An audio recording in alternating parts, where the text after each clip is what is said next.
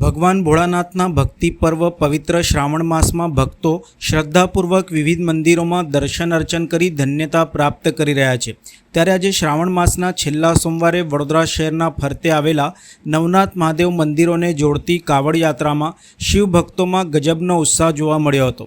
દર્ભાવતીના વિજયજી મહારાજની આગેવાનીમાં નવનાથ મહાદેવ કાવડ યાત્રા સમિતિ દ્વારા 12મી કાવડ યાત્રાનું આયોજન કરવામાં આવ્યું હતું।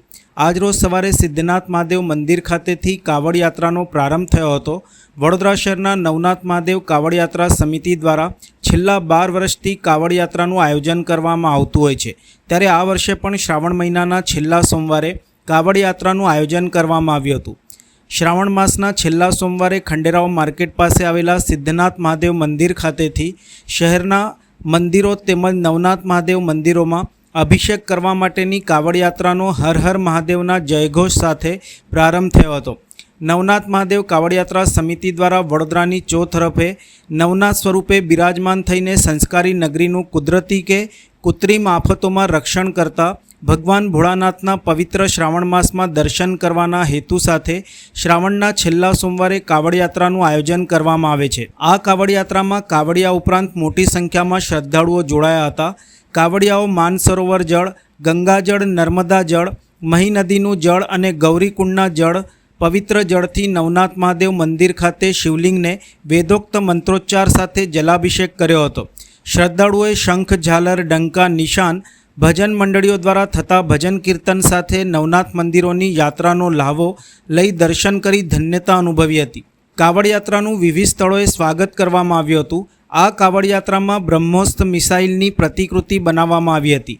કાવડ યાત્રામાં પૂર્વ સૈનિકો પણ જોડાયા હતા। ઉલ્લેખનીય છે કે વડોદરા શહેરમાં આવેલા નવનાથ મહાદેવ શહેરીજનોની રક્ષા કરે છે। કાવડ યાત્રામાં નવનાથ મહાદેવ કાવડ યાત્રાના પ્રણેતા અને હરિહર આશ્રમના મહંત વિજયજી મહારાજના નેતૃત્વમાં 2014થી કાવડ યાત્રા શરૂઆત કરવામાં આવી હતી। આ પ્રસંગે વડોદરા શહેર બીજેપી પ્રમુખ ડૉક્ટર જયપ્રકાશ સોની તેમજ વડોદરાના ધારાશાસ્ત્રી અને પ્રખર શિવભક્ત નીરજ જૈન, મ્યુનિસિપલ કાઉન્સિલર જાગૃતિબેન કાકા સહિત તમામ મહાનુભાવો યાત્રામાં પ્રસ્થાન કરાવતી વખતે વિશેષ ઉપસ્થિત રહ્યા હતા। યાત્રાનો પ્રારંભ સિદ્ધનાથ મહાદેવ મંદિર ખાતેથી થયો હતો અને સાંજના કલાલી સ્થિત જાગનાથ મહાદેવ મંદિર ખાતે યાત્રા પૂર્ણ થઈ હતી, જ્યાં આરતી અને ભંડારાનું આયોજન કરવામાં આવ્યું હતું। ઉલ્લેખનીય છે કે નવનાથ મહાદેવ કાવડ યાત્રા સમિતિ દ્વારા 2014થી વિશ્વના કલ્યાણ હેતુ કાવડ યાત્રાનું આયોજન કરવામાં આવે છે। શિવનગરી વડોદરા શહેરમાં આજે શ્રાવણના અંતિમ સોમવારે કાવડ યાત્રા નીકળતા શહેર શિવમય બની ગયું હતું। આજે પવિત્ર શ્રાવણ માસના સોમવારે ભગવાન મહાદેવનો આરાધનાનો દિવસ છે। વડોદરા શહેરની અંદર આજે સિદ્ધનાથ મહાદેવથી શરૂ થઈને જાગનાથ મહાદેવ સુધીની આ નવનાથ મહાદેવની કાવડ યાત્રા, જેમાં મોટી સંખ્યામાં ધર્મપ્રેમી જનતા જોડાઈ છે। હું આ કાવડ યાત્રામાં જોડાયેલા સૌ કાવડ યાત્રી ધાર્મિક જનતાને ખૂબ ખૂબ અભિનંદન અને શુભકામનાઓ પાઠવું છું। મહાદેવજી આવનારું વર્ષ સૌનું સુખમય, શાંતિમય, સમૃદ્ધિમય બનાવે તેવી પ્રભુ ચરણોમાં પ્રાર્થના કરું છું।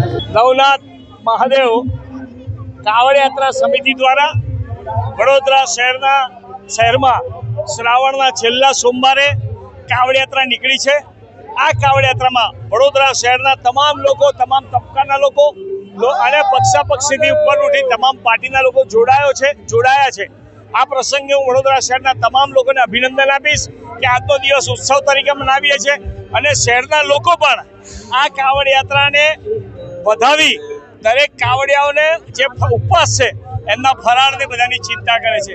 તો એ પ્રસંગે સૌને અભિનંદન અને સાથે સાથે નવનાથ મહાદેવ તમામ લોકોને સુખ, સમૃદ્ધિ, ઐશ્વર્ય આપે એ જ પ્રાર્થના સાથે હર હર